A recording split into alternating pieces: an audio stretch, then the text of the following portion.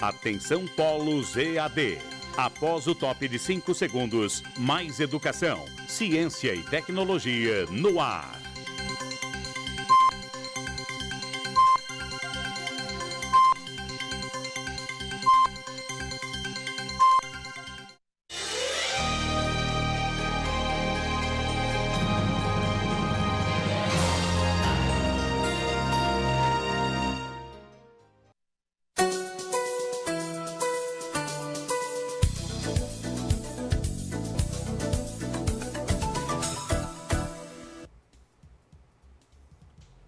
Bom dia, alunos. Bom dia, tutores. Hoje nós vamos dar continuidade à nossa terceira aula do módulo de funcionários de escola, no nosso curso de infraestrutura escolar. Na nossa última aula, nós vimos um pouquinho sobre educação, enquanto desenvolvimento, comunicação, socialização e formação. E vimos também um pouco sobre a história da escola pública como espaço de educação de qualidade, segundo a Constituição e a LDB. Na nossa aula de hoje, o nosso tema será Gênese histórica dos funcionários. Então, nós vamos ver religiosos coadjuvantes, escravos serviçais, subempregados clientelísticos e burocratas e administrativos, reconstruindo identidades. Esse vai ser o tema da nossa aula de hoje.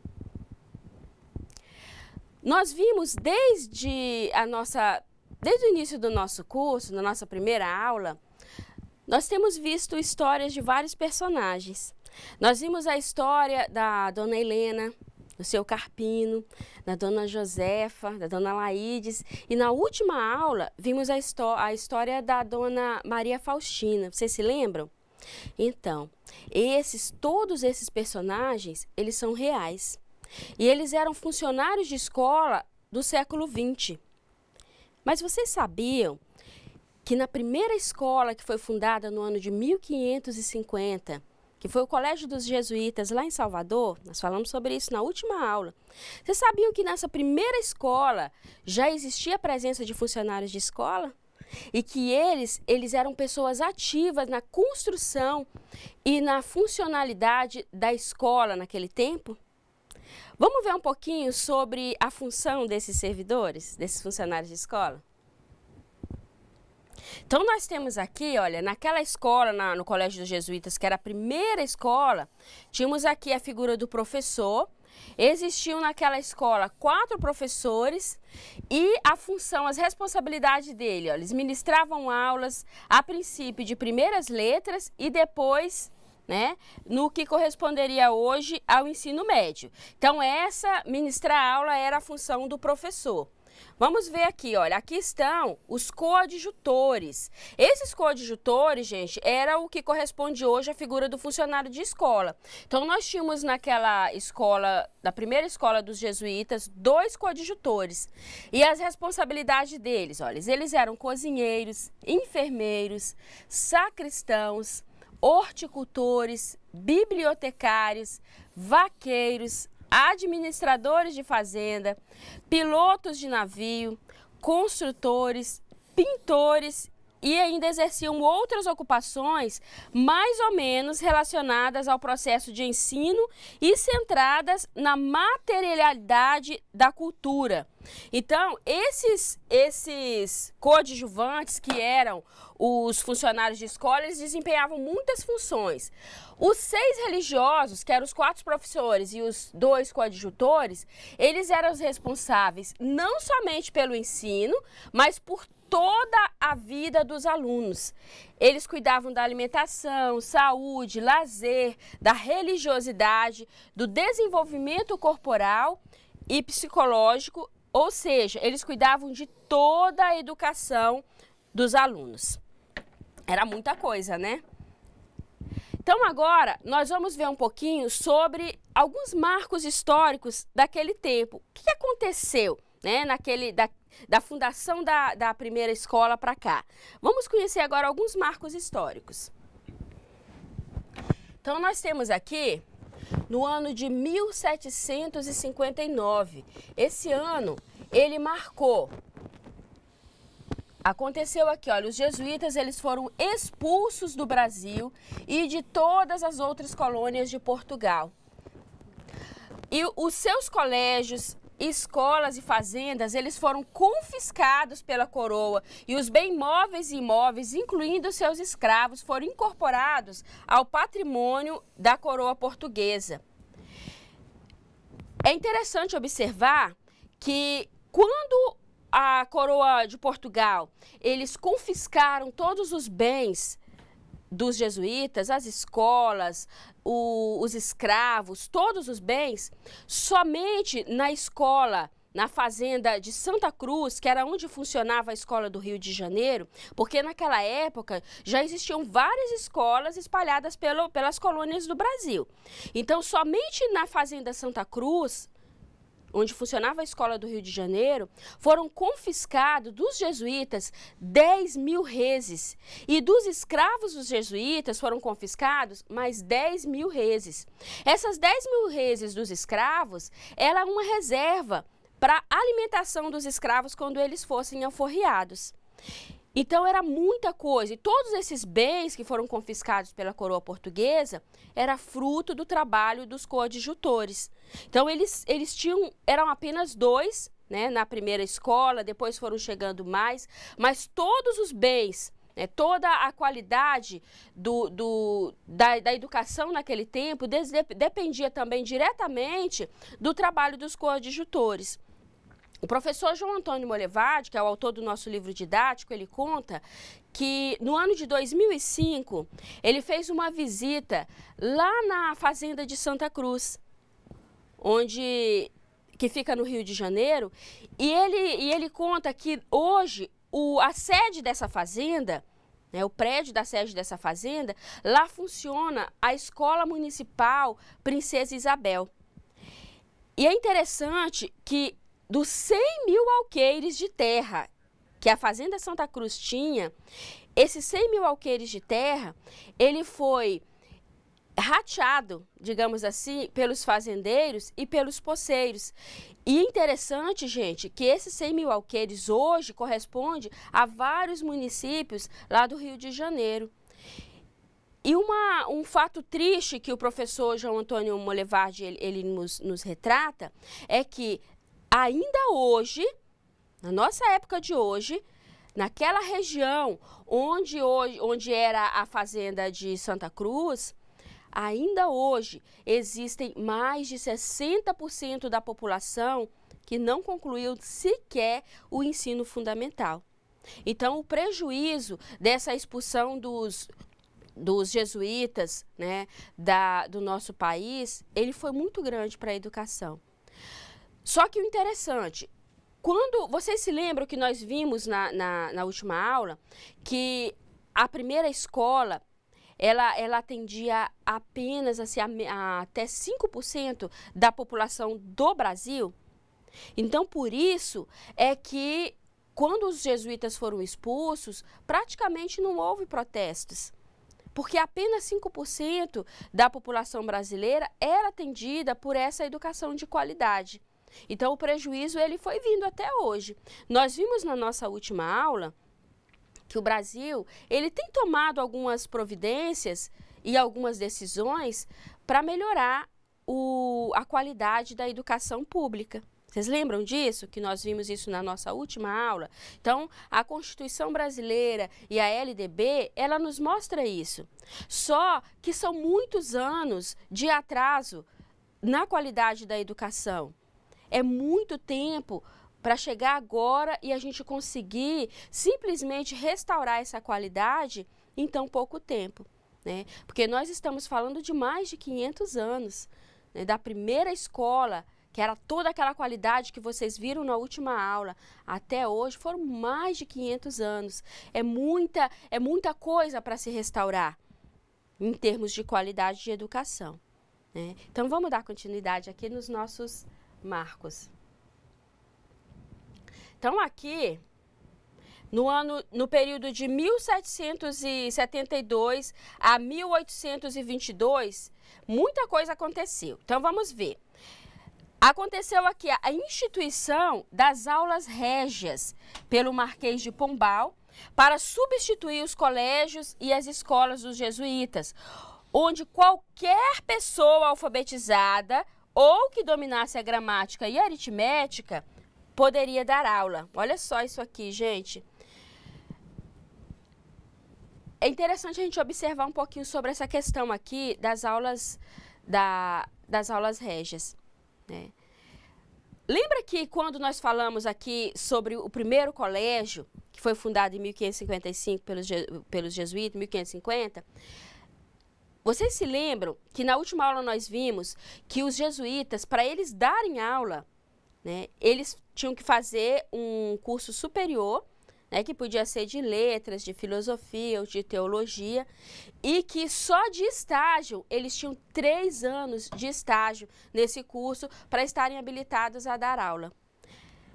Depois que os jesuítas foram expulsos do Brasil, o que o Marquês de Pombal fez, né? Para substituir toda essa educação de qualidade que os jesuítas eles ofereciam, eles criaram as aulas régias. E as aulas régias, qualquer pessoa que soubesse, que fosse alfabetizada, a pessoa sabia ler, sabia escrever, sabia um pouquinho de aritmética, pronto, já podia ser professor. Então veja só como a qualidade da educação caiu, né, da primeira escola até agora em 1772. Então foi uma queda assim bem brusca mesmo. Vamos ver mais um pouquinho sobre isso. Então aqui, olha, era responsabilidade do professor reunir os alunos e as aulas aconteciam numa sacristia ou num cômodo de alguma repartição pública, ou até mesmo na casa do professor. Se não tivesse sacristia nem cômodo de repartição pública, as aulas aconteciam na casa do professor mesmo. Então não havia um local próprio para a escola. O salário do professor era muito baixo, olha só. De onde começou essa desvalorização? E ele era repassado pela Câmara Municipal. Então, a Câmara Municipal, ela recolhia dos açougueiros e dos fabricantes de vinho e cachaça um tributo, que era chamado de subsídio literário. Esse subsídio literário era uma espécie de imposto que eles pagavam. Então, a partir daqui, era daqui que tirava o recurso para pagar o salário do professor. Então, por isso que o salário era aqui baixíssimo. Aconteceu aqui também, nesse período, a educação praticamente ficou por conta de uma só pessoa. Gente, olha isso. Uma só pessoa responsável pela educação. E quem era essa pessoa? O professor. Então, o professor, ele, às vezes, isso olha aqui, ó, quando muito, ele era auxiliado por um escravo ou escrava. O que esse escravo ou escrava fazia? Ele simplesmente fazia a limpeza do local, servia água para os alunos e para os professores e pronto, acabou a função desse auxiliar. O professor, ele era responsável, além de dar aula, ele era responsável pelos registros escolares, pela escrituração, pela guarda e manuseio dos livros. E no final do ano, esse professor ele tinha que fazer um relatório e entregar na Câmara Municipal para que fosse providenciada a certificação desses alunos. Era uma pessoa só. Então, para vocês verem, gente, dos prédios que nós tínhamos, das construções sólidas, das construções amplas que nós tínhamos, que os jesuítas construíram, as aulas passaram a ser ministradas numa sala de aula qualquer, numa sala de uma residência qualquer, ou num ambiente que não era adequado para a administração dessas aulas, né? Então, houve uma total desvalorização. Vamos ver mais um pouquinho. Nesse período, de 1772 a 1822, aconteceu também a extinção da figura dos funcionários de escola. Como não existia escola, não existia também funcionários de escola. Então, foi extinto essa figura dos funcionários de escola nesse período. Não há registro de construção de escolas no Brasil, com exceção da Corte do Rio de Janeiro, onde as escolas funcionavam, em sua maioria, em prédios adaptados ou cedidos, como quartéis e até mesmo, gente, cadeias. Então, olha só como que caiu a qualidade da educação. Nesse período de 1772 a 1822, nenhuma escola foi construída. E somente lá na Corte do Rio de Janeiro é que houve algumas adaptações. Não foi construída escolas. Ah, mas tem que ter uma escola. Então, essas escolas eram cedidas a alguns espaços onde funcionavam quartéis e onde funcionavam cadeias. Ali era o espaço que era cedido para a escola. Era adequado, gente? De maneira alguma, né? Então, vamos ver mais um pouquinho o que aconteceu nesse período. Ainda aqui no período de 1772 a 1822, multiplicaram-se nas cidades maiores as escolas particulares, que apesar de serem pagas, e olha, muito bem pagas, né, que vocês lembram que nós vimos também que os valores das escolas eram altíssimos, elas passaram a ser a única opção de muitos, né, aqueles que tinham posse. No caso aqui, quem era atendido por essas escolas particulares? Somente a elite, né? Só a elite que era atendida aqui pelas escolas particulares. A redução das matrículas escolares, que passaram a atender apenas a 2% da população. Nós saímos aqui, na primeira escola, em 1550, atendia a 5%, em torno de 5% de toda a população brasileira. Quando a gente chega aqui no período de 1772 a 1822, esse atendimento passou a 2% da população brasileira. Olha só a queda que nós tivemos. Muito grande, né? Uma queda de mais de 50%, né? Então, isso é o resultado. Então, desde bem a história bem lá atrás do Brasil, né? Tempos bem remotos, essa qualidade da educação já foi quebrada praticamente. Vamos ver aqui. Ainda no período de 1772 a 1822, aconteceu o movimento da Inconfidência Mineira, em 1789. Nesse movimento, gente, da Inconfidência Mineira, alguns brasileiros conspiraram contra as autoridades portuguesas em Vila Rica. O que esses brasileiros queriam, gente? Eles queriam a independência do Brasil, a abolição da escravatura, a liberdade de imprensa e da indústria, e a criação de escolas primárias, secundárias e universidades. Eu chego e me arrepio quando eu me lembro, quando eu leio um pouquinho sobre a história da Inconfidência Mineira. Né? Por acaso, eu nasci em Minas Gerais, então a gente estudou muito sobre essa questão da Inconfidência Mineira. Esse grupo de pessoas, né, que era liderado pelo então conhecido Tiradentes, Joaquim José da Silva Xavier, ele queria a independência do Brasil, né? Todas essas coisas que esse movimento da Inconfidência Mineira, que eles reivindicavam, eram direitos nossos, né?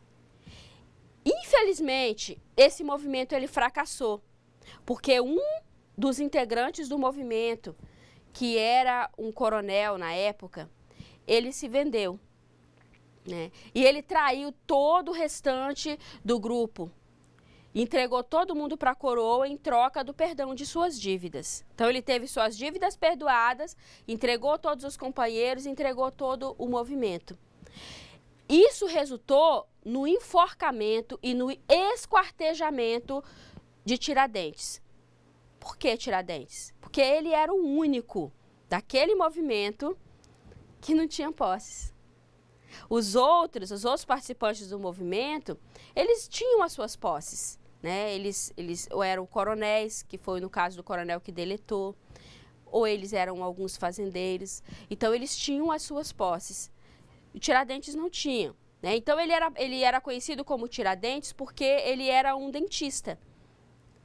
E ele foi o único que foi punido. Ele foi enforcado em praça pública e ele foi esquartejado e parte do seu corpo foi espalhada pela cidade como forma de exemplo e de repressão, para que não houvesse mais nenhuma rebelião do tipo. Mas isso não ficou por aí. Vamos ver o que aconteceu, né? Nesse período aconteceu a independência do Brasil, no dia 7 de setembro de 1822. Demorou um pouquinho, né? Daqui, olha, de 1789, que foi quando aconteceu o primeiro movimento, que foi o movimento da Inconfidência Mineira, até chegar aqui, na concretização, olha, que o movimento da Inconfidência Mineira queria justamente isso, olha, independência do Brasil, dentre as outras coisas, abolição da escravatura, liberdade de imprensa e da indústria, criação de escolas primárias, secundárias e universidades. Então isso, gente, só foi acontecer de fato aqui, olha, em 7 de setembro de 1822, né, que é o que fecha aqui esse nosso período. 1822 foi quando aconteceu a independência do Brasil. Vamos ver como é que ficou, o que aconteceu depois disso. Então tá. Aconteceu aqui, olha, após a independência, a convocação da Assembleia Constituinte, onde foram eleitos os deputados das 17 províncias, que trouxeram para a corte de Dom Pedro I, no Rio de Janeiro, a reivindicação de escolas primárias e secundárias. Olha aqui, ó. Foi por isso que Tiradentes morreu. Então, quando aconteceu aqui em 1822 a independência do Brasil, logo em seguida, Dom Pedro I, ele convocou a Assembleia Constituinte, a primeira Assembleia Constituinte. E esses deputados, gente, cada deputado representava uma das 17 províncias da época, eles trouxeram a reivindicação das escolas primárias e secundárias. Só que aconteceu aqui, tinha um problema, né?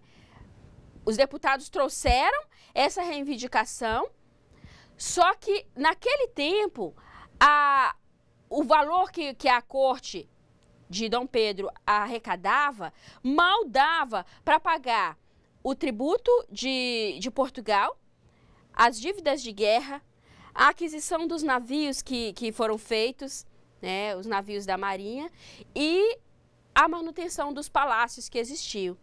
Então, não tinha dinheiro para investir na educação, né? E aí, o que aconteceu? A única coisa que foi feita foi trocar. Lembra que antes, quando os jesuítas foram expulsos, o Marquês de Pombal instituiu as aulas régias?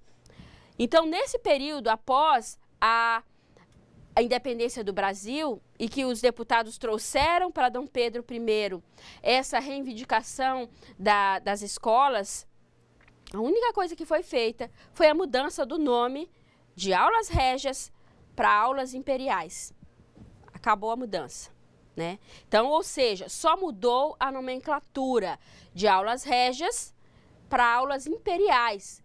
E o sistema continuou sendo o mesmo, sabe? Os professores, se eles queriam dar aula, eles simplesmente precisavam saber ler, escrever, dominar um pouco da aritmética e pronto, já podia ser professor. Então, não mudou nada, por enquanto, a respeito disso. Vamos ver o que aconteceu mais. Aqui, olha, no ano de 1834, que foi aqui meados e até o final do século XIX, as províncias assumiram a responsabilidade de oferecer escolas. Então, a responsabilidade saiu aqui da corte de Dom Pedro e passou para as províncias. A partir daí, houve a fundação de várias escolas em Pernambuco, São Paulo, Rio de Janeiro, Bahia, Minas Gerais, Mato Grosso, Goiás e Rio Grande do Sul, né? Sendo que em suas capitais havia um liceu ou um ateneu secundário. Esse liceu, gente, ou ateneu, eles correspondem às escolas de segundo grau, né? Que era onde Então, esse liceu e o Ateneu, elas correspondem às escolas de segundo grau, que era onde era oferecido o ensino secundário, né? Que era antigamente conhecido como ensino secundário. Então, somente, olha, em 1834, olha quanto tempo passou, né? Da independência do Brasil até a fundação de novas escolas. Então, vocês verem que houve um período muito grande de estagnação, onde não aconteceu construção de escola, onde não foi feito investimento nenhum em educação. Então, somente em 1834, quando a responsabilidade da educação passou para as províncias, é que começaram-se a construir novas escolas. E ensino secundário só tinha nas principais capitais. Então, vamos ver um pouquinho mais sobre esses marcos históricos. Aqui, e ainda em 1834, né? Aconteceu aqui multiplicação de escolas primárias, construção de prédios escolares com estabelecimentos maiores, né? A que se juntaram as escolas normais no fim do século XIX.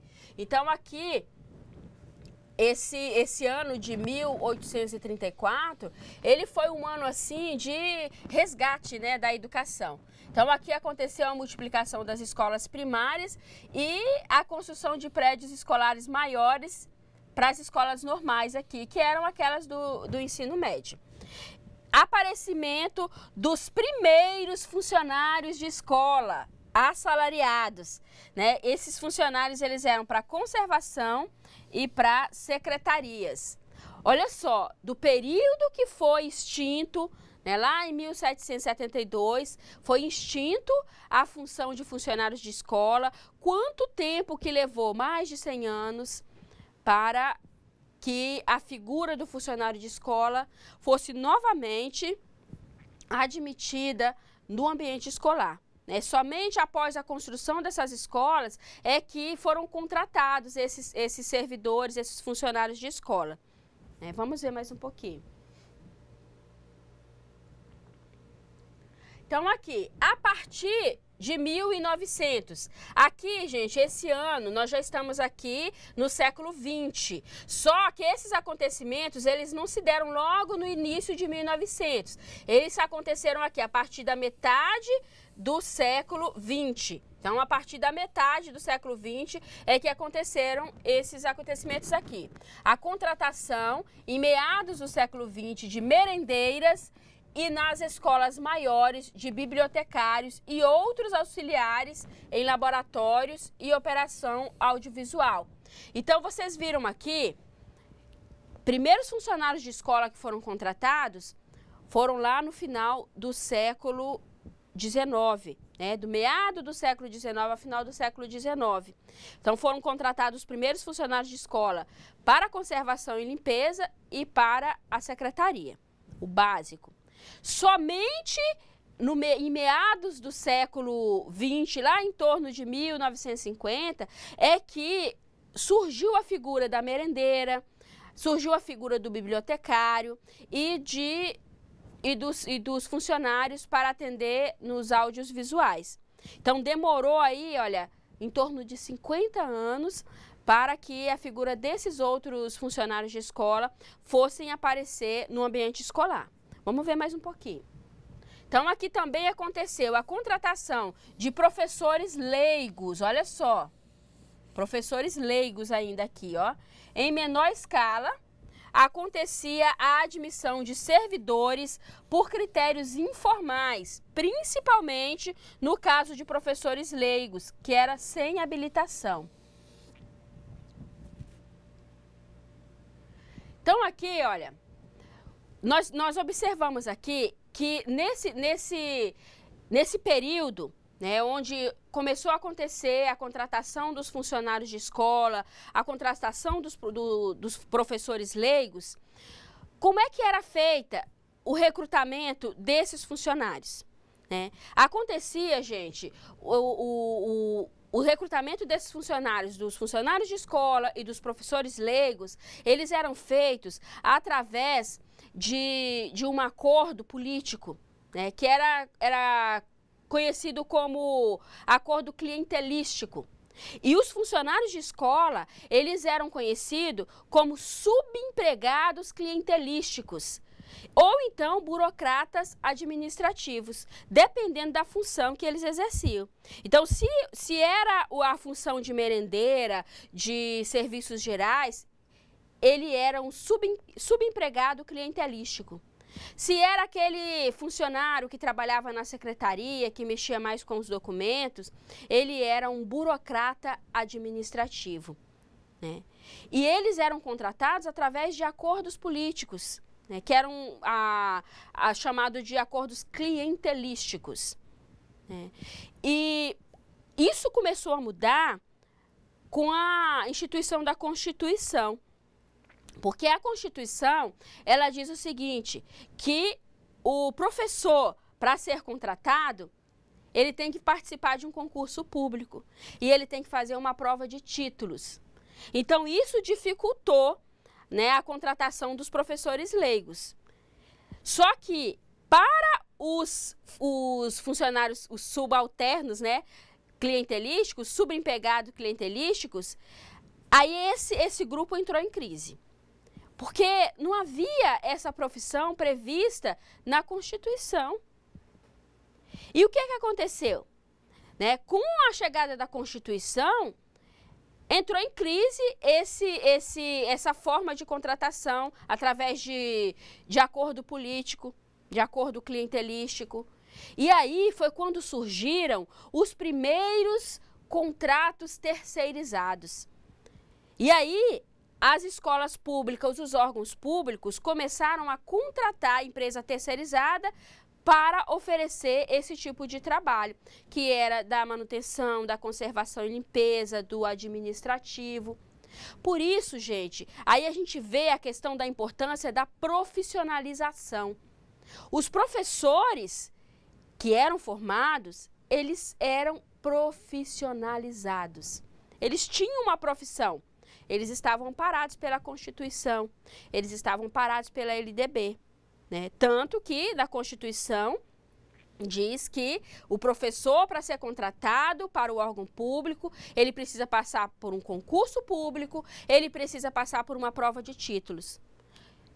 E os funcionários de escola, que não tinham uma profissão, eles exerciam o exercício deles. Né? Quero mostrar para vocês uma frase muito interessante que está aí no nosso livro didático, lá na página 47. Vamos ver aqui, olha.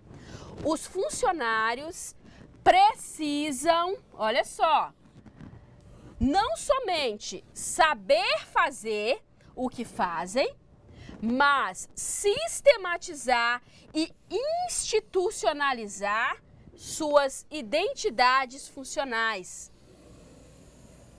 Olha só isso como é importante, gente. Vou até ler de novo. Os funcionários precisam não somente saber fazer o que fazem, mas sistematizar e institucionalizar suas identidades funcionais.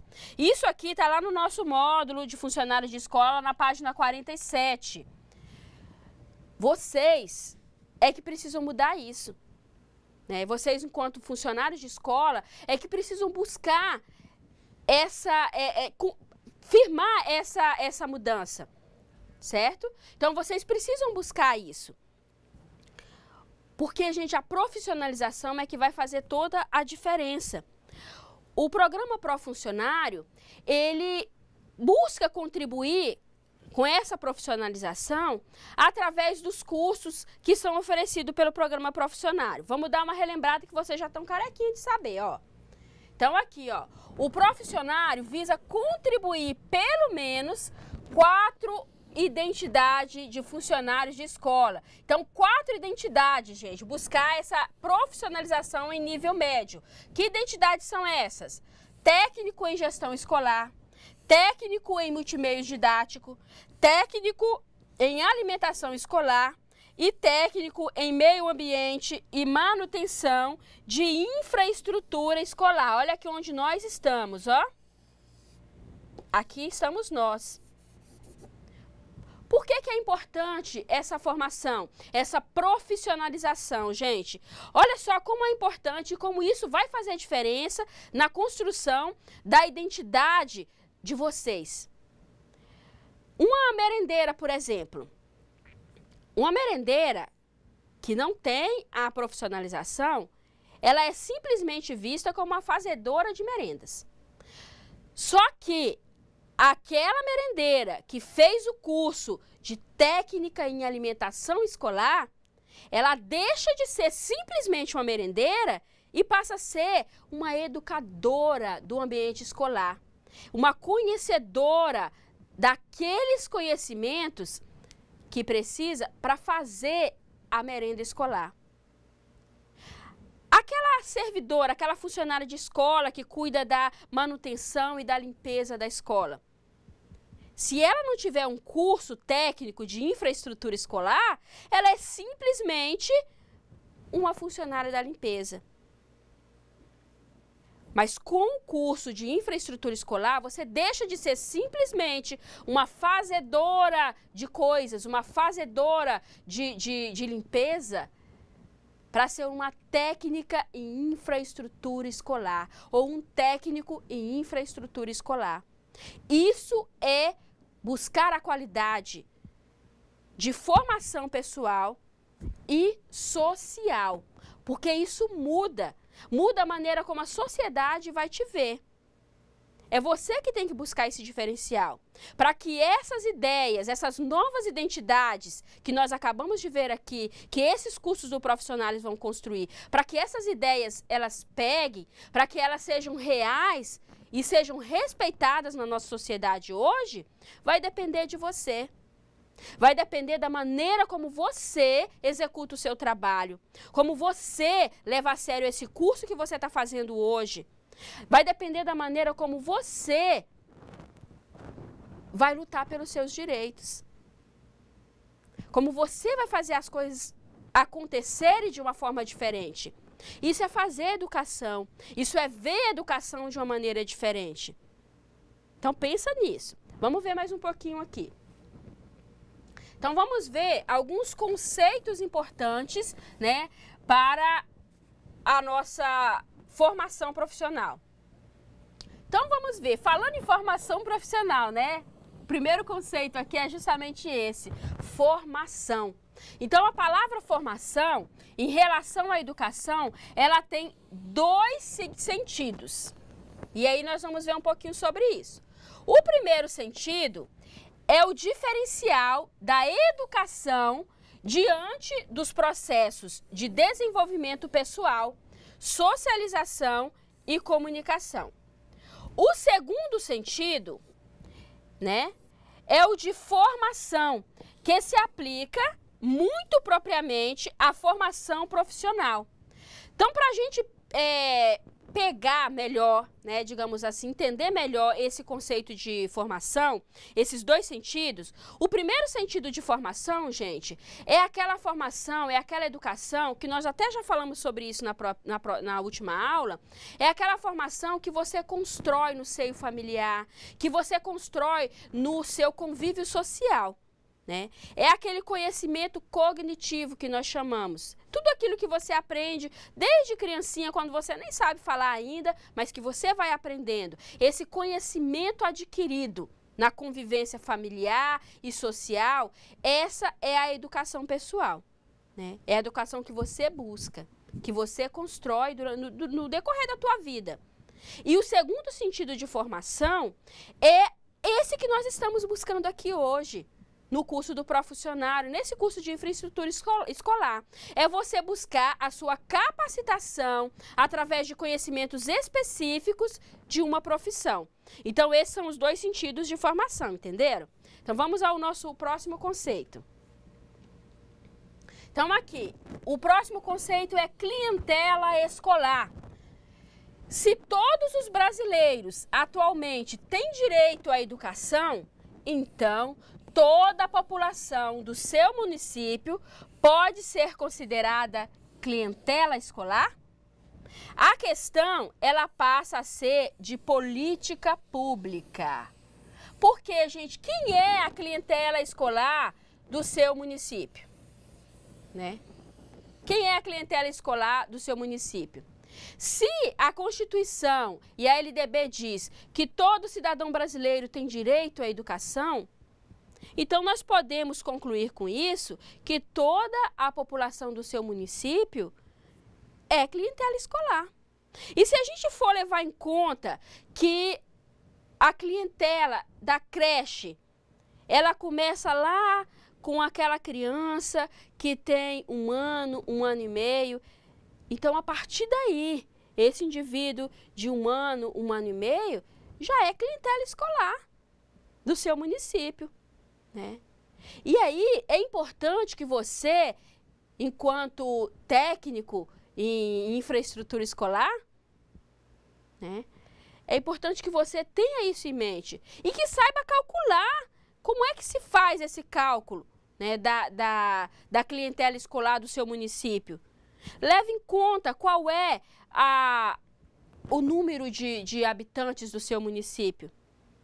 Verifique o censo da tua região, leve em conta isso.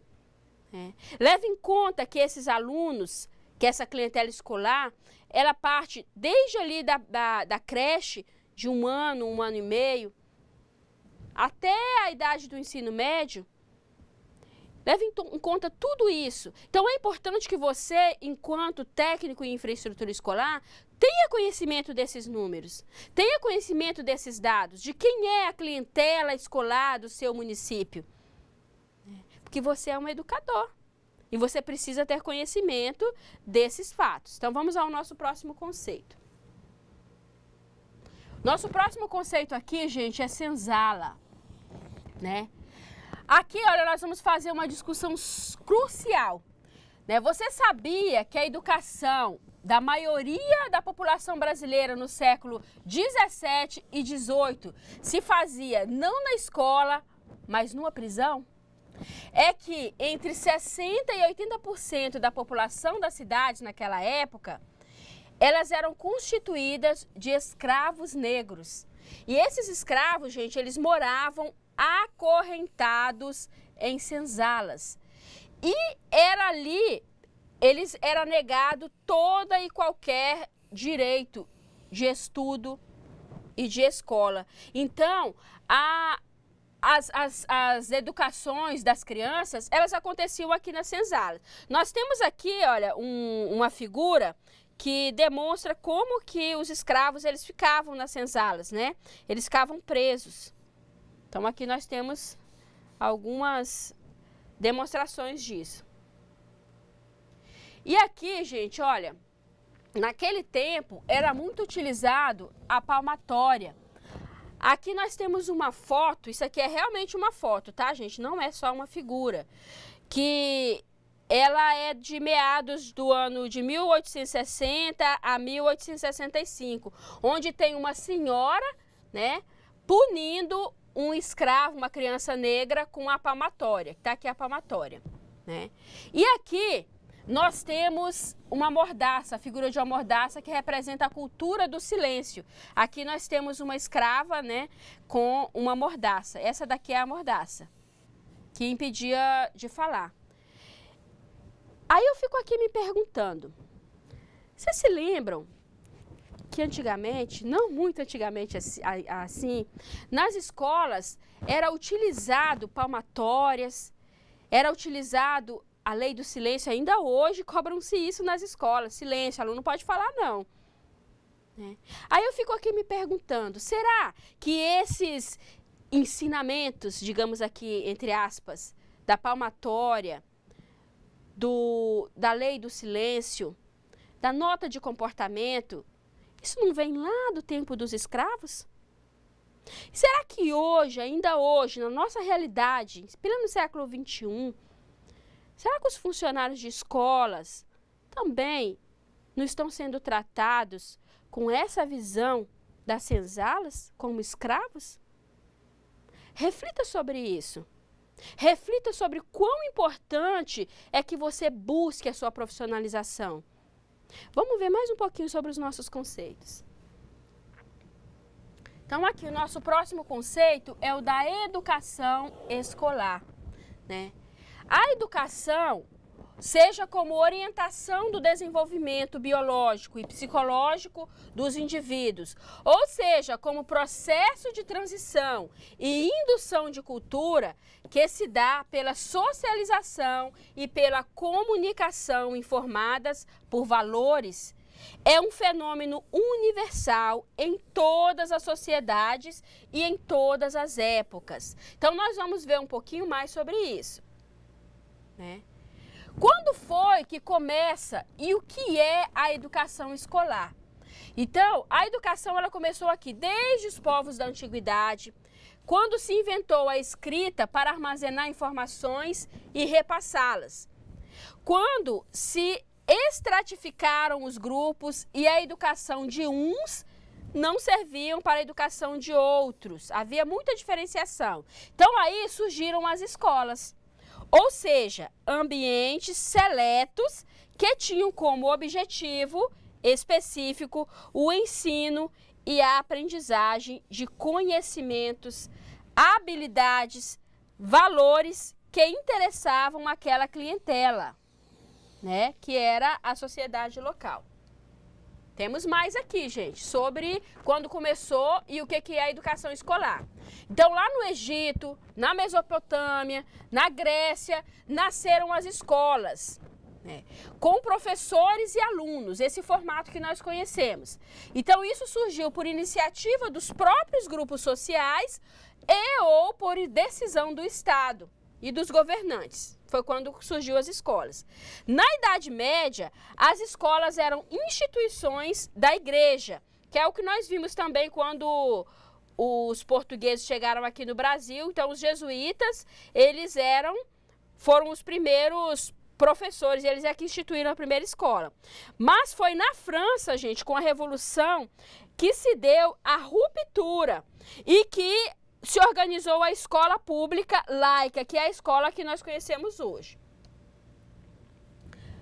Ainda aqui um pouquinho sobre quando começou e o que é a educação. Hoje, no Brasil, a sociedade como um todo educa pela mídia, pelas leis, pelas igrejas, pelas instituições familiares. É a educação informal, que é aquilo que nós falamos, né? Não sistematizada. A educação formal, ela dá-se pelas escolas públicas ou privadas e na educação básica e pelas universidades e faculdades na educação superior. Então, isso aqui foi como começou e como surgiu a educação. Agora eu vou apresentar para vocês a nossa atividade de sala. Vamos lá. Temos aqui a nossa primeira questão. Em relação à educação, tem dois sentidos. Em primeiro lugar, é o diferencial da educação diante dos processos de desenvolvimento pessoal, socialização e comunicação. O segundo sentido diz respeito à escolha de conteúdos, métodos e técnicas que conduzem os estudantes a certo perfil de competências, ou seja, conhecimentos, valores e habilidades articuladas. Estamos nos referindo ao conceito de... Nós vimos isso ainda há pouco, gente. Então, aqui nós temos 5 opções e apenas uma dessa opção é a correta. Então, levando-se em conta esse contexto, né? Qual é o conceito que está sendo referido aqui? Formação, clientela escolar, senzala, educação escolar ou habilitação profissional? Então, vocês vão analisar e escolher uma dessas questões. Vamos à número 2. Questão número 2. Os primeiros funcionários de escola já estavam presentes na construção da primeira escola, que era o Colégio dos Jesuítas de Salvador, em 1550. Os dois coadjutores desempenhavam diversas atividades na escola.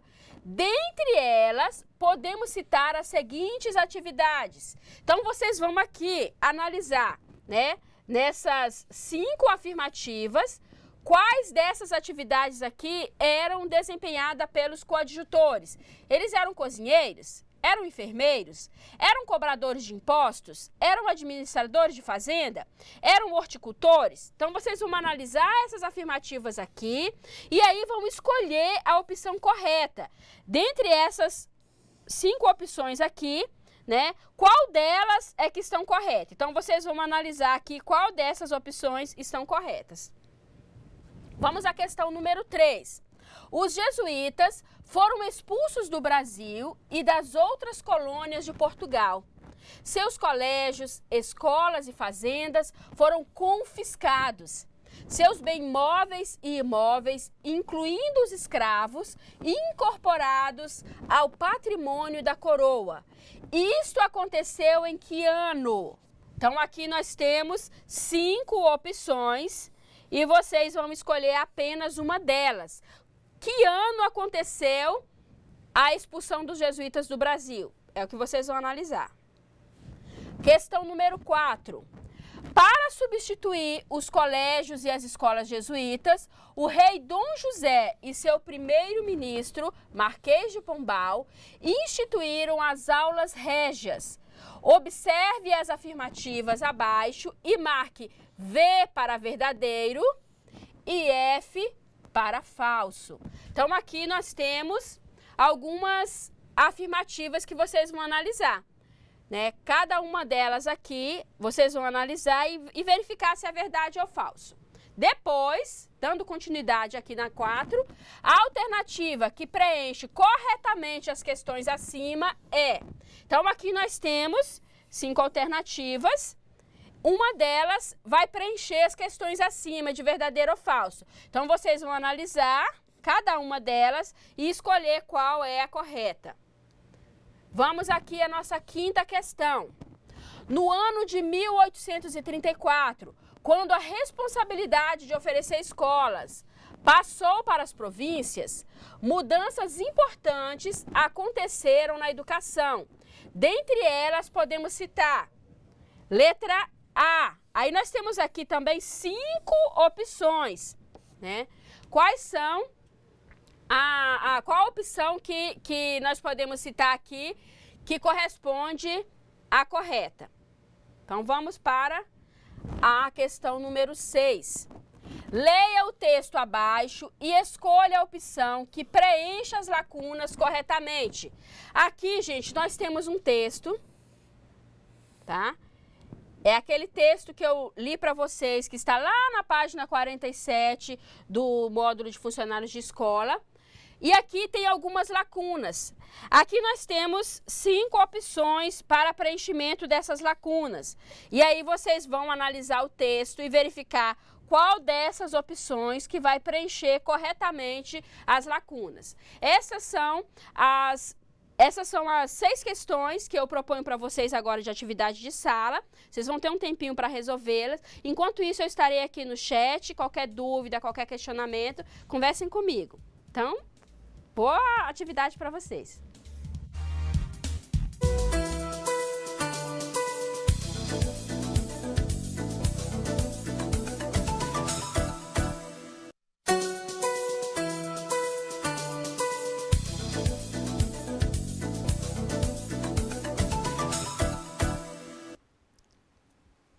E aí, se divertiram muito com as atividades? Vamos agora fazer a correção para ver onde é que restaram dúvidas ou se restaram dúvidas? Então, vamos lá. Aqui na nossa primeira questão, tá? Em relação à educação, tem 2 sentidos. Em primeiro lugar, é o diferencial da educação diante dos processos de desenvolvimento pessoal, socialização e comunicação. O segundo sentido diz respeito à escolha de conteúdos, métodos, técnicas que conduzem os estudantes a certo perfil de competências, ou seja, conhecimentos, valores, habilidades articulados. Estamos nos referindo ao conceito de... Então, a resposta correta é a letra A, formação. Então, esse é o conceito de formação. Então, quem respondeu aqui está correto. Então, vamos à questão número 2.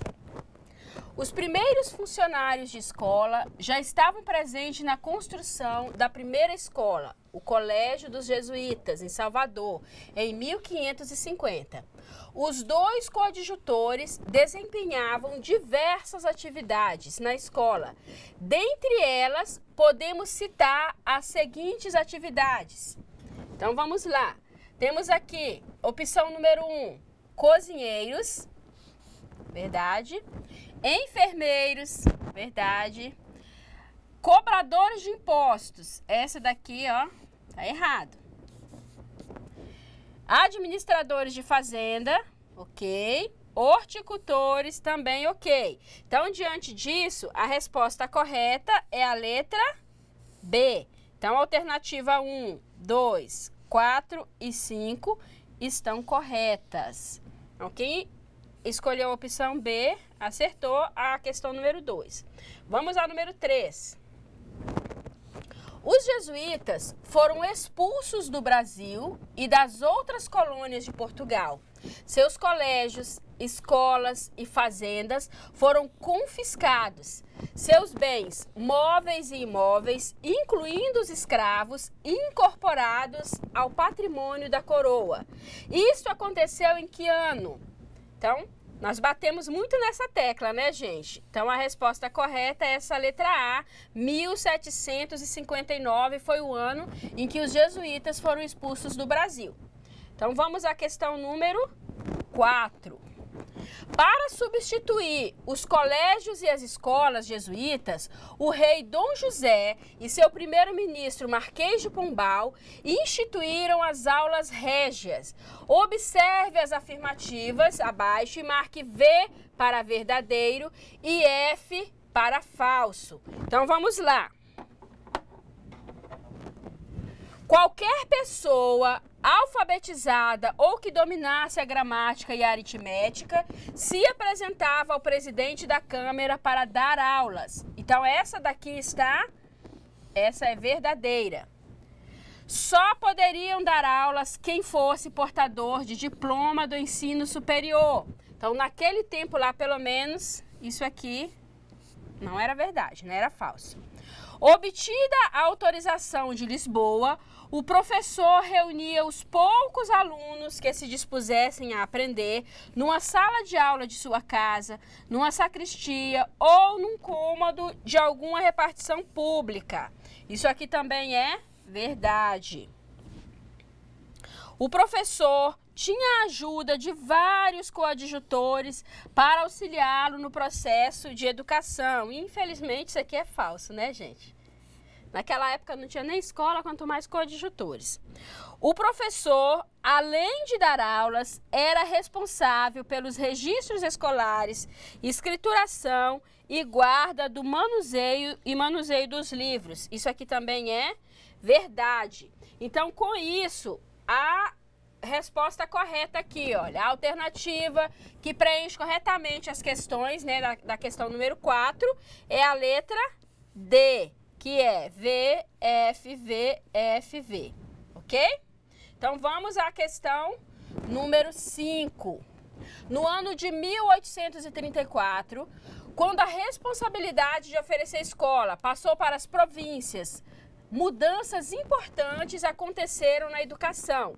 Dentre elas, podemos citar as seguintes. Então, a resposta correta é a letra A, que é a contratação de funcionários para a conservação e para as secretarias da escola. Então, essa letra A é a alternativa correta da questão 5. Então, vamos à questão número 6. Essa questão número 6 aqui, tivemos algumas informações de que deu um pouco de dificuldade para encontrar as respostas. Mas vamos lá. Aqui entra a questão da profissionalização. Os funcionários precisam não somente fazer, olha aqui um preenchimento, o que fazem, mas sistematizar e institucionalizar suas identidades funcionais. Estamos num tempo de transição construindo e organizando essas novas identidades, esses novos perfis. Então, isso aqui está na página 47 do nosso módulo. Com isso, nós vimos aqui que a alternativa que preenche corretamente esse texto aqui é a alternativa E, fazer, sistematizar, identidade e construindo, como vocês podem ver aqui, destacados no corpo do texto, ok? Então, com isso aqui, nós encerramos a correção da nossa atividade. Gente, só mais uma coisinha que eu quero falar com vocês. Nós temos tido alguns retornos dos campos, dos polos, de que tem havido uma certa dificuldade na construção do memorial descritivo. Então, pensando em uma maneira de ajudá-los nessa construção do memorial descritivo, hoje eu vou fazer uma visita no polo de Porto Velho, na FATEC, para conversar com os alunos, saber um pouquinho mais sobre que dificuldades são essas. Então, alunos do polo de Porto Velho, da FATEC, vou visitar vocês hoje no horário da atividade da aula do professor Luiz. Então, nós vamos dar um tempinho para vocês fazerem a atividade e depois eu vou aí conversar com vocês para saber que dificuldade é essa. Em que a gente pode ajudar, né, para a melhoria dessa construção do memorial descritivo. A partir dessa conversa, nós vamos produzir um material que sirva para auxiliar todos os alunos, tá bom? E antes de encerrar a aula, gente, eu quero deixar uma frase para reflexão de vocês. Essa é a frase de Dale Carnegie, que diz o seguinte: a melhor maneira de nos prepararmos para o futuro é concentrar toda a imaginação e entusiasmo na execução perfeita do trabalho de hoje. Então, são pensamentos aqui do Dale Carnegie. E é isso, gente. Não existe melhor maneira de você se preparar para o futuro do que concentrar toda a sua atenção no trabalho de hoje, né? Continue firme no nosso curso, continue firme no seu empenho, né, para a melhoria da sua profissionalização, né, que com certeza não demora muito, você vai colher os frutos desse seu trabalho, tá bom? Deixo vocês por aqui, daqui a pouquinho vocês terão aula com o professor Luiz e até o nosso próximo encontro.